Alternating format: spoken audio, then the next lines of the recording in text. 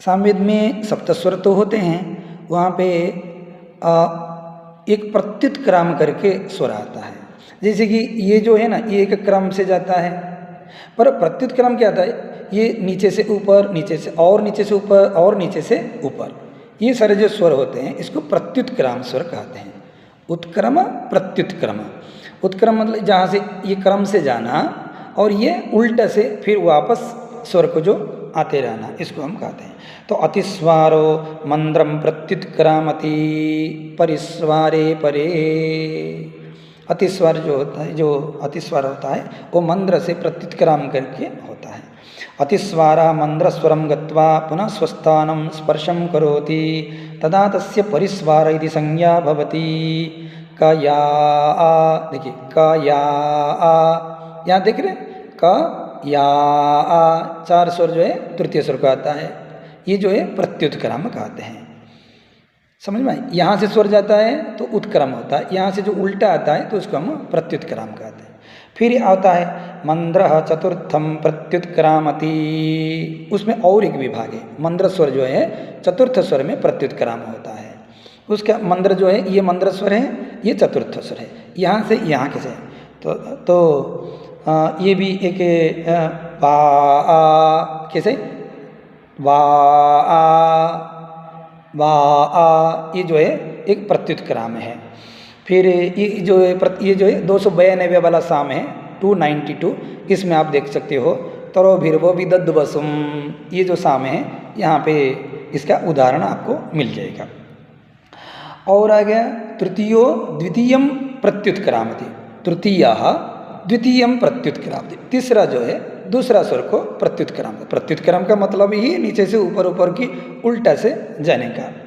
तो उसका एक उदाहरण है, उसका उदाहरण होता है दूताम्भो,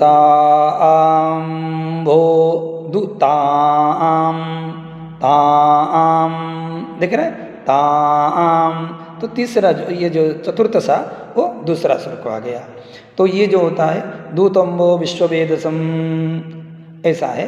ये जो साम है 21वां साम है, आप आग्नेय पर्व में देख सकते हैं, आग्नेय कांड में तो 21वां साम है। या से दूतम्बो विश्ववेदसम, इस ऋचा से ये साम मिलता है। वो तो ये यहाँ पे तृतीय दूसरा स्वर को प्रत्युत्क्राम करता है। और एक है द्वितीयः प्रथमं प्रत्युत्क्रामति, द्वितीयः प्रथमं प्रत्युत्क्रामति। तो द्वितीय कैसे प्रत्युत्क्राम करते हैं, तो तृतीयः द्वितीयं प्रत्युत्क्रामति, तृतीयः ई अभिरा, तृतीयः द्वितीयं प्रत्युत्क्रामति। ही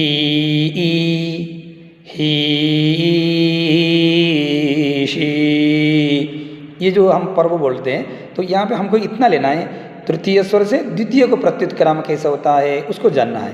ही, तो ये तृतीय स्वर था, अरे द्वितीय स्वर को आया, पूरा तो पर्व ऐसा है ही शी, पर प्रत्युत्क्रम मतलब तो उल्टा हुआ ना। तो तीसरा स्वर जो है दूसरा स्वर को बोलना है तो उसको हम प्रत्युत्क्रम कहेंगे। तो ही जो है प्रत्युत्क्रम हुआ। फिर आगे क्या होगा, ये जो ही शी है इसका जो उदाहरण आपको ये पहला साम में ही आपको मिल जाएगा, ओग्नय साम में।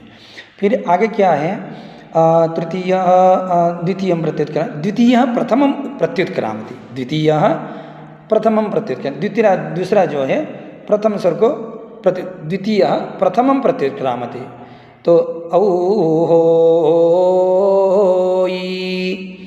ये जो है 10वां साम है, द्वितीयः प्रथम स्वर को प्रत्युत्क्राम करता है। हो द्वितीय स्वर से प्रथम स्वर, ये हुआ द्वितीय से प्रथम।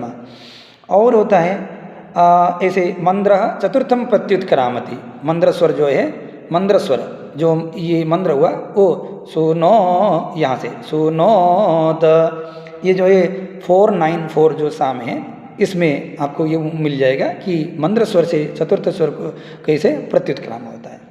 फिर आता है तृतीय द्वितीयम अतिक्रम्य प्रथमं प्रत्युत्क्रामति, तृतीयः द्वितीयम अतिक्रम्य, क्या हुआ, तृतीय स्वर यह है, ये द्वितीय स्वर है, उसको अतिक्रम करके प्रथम स्वर को प्राप्त होता है। तो कैसे, पूना पूना तो यहाँ पे तृतीय द्वितीय को अतिक्रम करके प्रथम स्वर को प्राप्त होता है।